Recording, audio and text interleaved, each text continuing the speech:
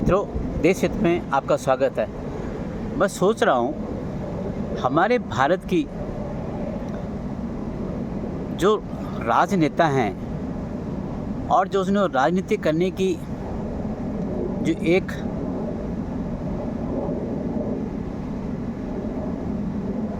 रास्ता है वो कितना गिर चुका है। राजनीति का स्तर इतना गिर चुका है कि कभी कभी तो घिन आती है कि ऐसे नेताओं को हमने चुनाव जितवा कर संसद में भेजा है। एक भाई अर्थात एक नेता जिसको बार बार कभी हाई कोर्ट से, कभी लोअर कोर्ट से और कभी सुप्रीम कोर्ट से लताड़ लगती रहती है। और वो लताड़ किस लिए? कभी वो सरकार को कटघरे में खड़े करते हैं, झूठे इल्ज़ाम लगाते हैं, कभी वो भारत के संवैधानिक संस्थाओं पे गलत टिप्पणी करते हैं, तब इनको लताड़ लगती है। कभी ये देश की रक्षा सौदों पे झूठ बोल के जनता को भरमाते हैं, तब इनको लताड़ लगती है। कभी ये देश की सेनाओं के शौर्य और उनकी ताकत का मजाक उड़ाते हैं, तब इनको लताड़ लगती है।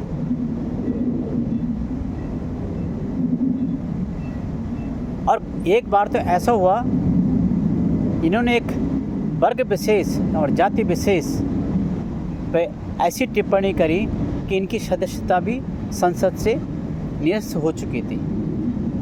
इतना लताड़ लगने के बाद भी ये अपने बयान बहादुरी पे बाज नहीं आती। चलो यहाँ तक तो समझ सकते हैं, लेकिन कल क्या हुआ? इनके बचाव में इनकी बहन भी आ गई है और उन्होंने तो सुप्रीम कोर्ट तक को भी कटघरे में खड़ा कर दिया। और क्या कहा कि सुप्रीम कोर्ट कौन होता है कि हम सच्चे भारतीय हैं कि नहीं हैं। जी हाँ, हर वाद विवाद सरकार के विरोध में, सरकार की नीति और नियमों के विरोध में और बहुत कुछ है जिसके लिए ये सुप्रीम कोर्ट जाते हैं। सुप्रीम कोर्ट को सर्वोपरि मानते हैं। सुप्रीम कोर्ट को कहते हैं कि सुप्रीम कोर्ट सुनेगा तो सब सही हो जाएगा। इतना भरोसा इनको सुप्रीम कोर्ट पर होता है। लेकिन कल जब सुप्रीम कोर्ट के न्यायमूर्ति जिन्हें इनके लिए कुछ बोल दिया तो इनके लिए सुप्रीम कोर्ट कुछ भी नहीं रहा। आखिर इनकी दौड़ कहाँ तक है, इनकी दौड़ में कौन शामिल है और इनका लक्ष्य क्या है, ये अभी तक भारत की जनता को समझ में नहीं आया। मुझे तो नहीं आया, आपको आ गया होगा, लेकिन मुझे तो नहीं आ रहा। अब आप ये देखिए, ये कहते हैं कि सुप्रीम कोर्ट कौन होता है हमें सर्टिफिकेट देने वाला। बात भी सच है। न सुप्रीम कोर्ट को आप बाध्य कर सकते हैं सर्टिफिकेट देने के लिए, और न सुप्रीम कोर्ट आपको सर्टिफिकेट देने का अधिकार तो नहीं है किसी को भी।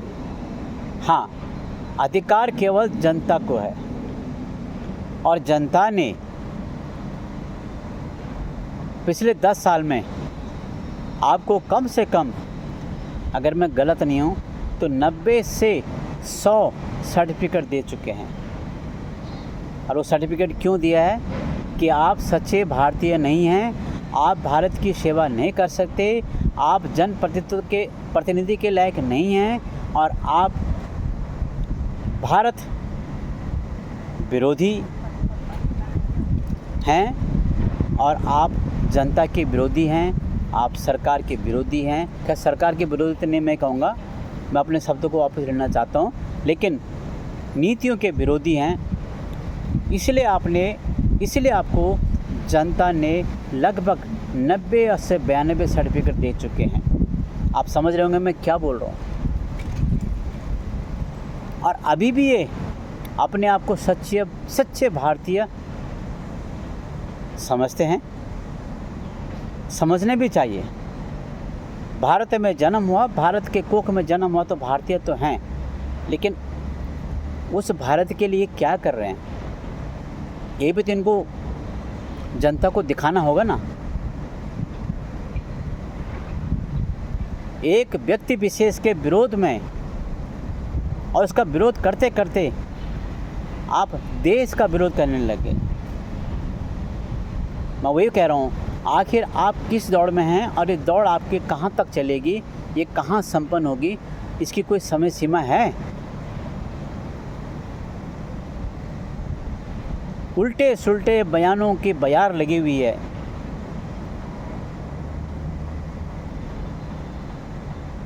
आपके वकीलों ने कहा कि जी इनको तो संसद में बोलने नहीं दिया जाता, तो सुप्रीम कोर्ट ने दरवाज़ा खोले आपके लिए ना बोलने के लिए। उन्होंने आपसे सबूत मांगे, आप सबूत देने में नाकामयाब रहे, और जब आप नाकामयाब रहे तो सुप्रीम कोर्ट के ऊपर आपने प्रहार कर दिया कि सुप्रीम कोर्ट कौन होता है आपको पक्के भारतीय, सच्चे भारतीय होने का सर्टिफिकेट देने का। आखिर क्या है सब? भाई साहब तो अपने अनर्गल बयानों से जगह जगह कोर्ट कचहरी में जाते हैं, फिर छूट के आते हैं, फिर जाते हैं, फिर छूट के आते हैं। हालांकि अभी तक वो जेल नहीं गए। ये मैं धन्यवाद करता हूँ उन वकीलों का जो इनको बचा लेते हैं, लेकिन जनता के दिल से, जनता की सोच समझ इनको कौन बचाएगा? आखिर कब तक बचाएगी जनता भी?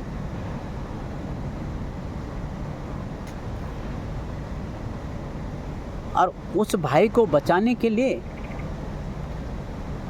उन्हें उनके अनर्गल बयानों से उनको जो परेशानी हो रही है, एक बहन भी बीच में आ गई बीच बचाव के लिए।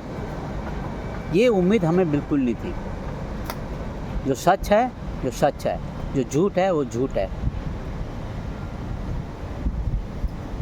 आप सच्चाई का साथ दीजिए ना, आप झूठ का साथ क्यों दे रहे हैं? अच्छा नहीं लगता है। मित्रों, इस पे आपकी क्या टिप्पणी है, आपके कमेंट्स क्या, मैं जानना चाहता हूँ।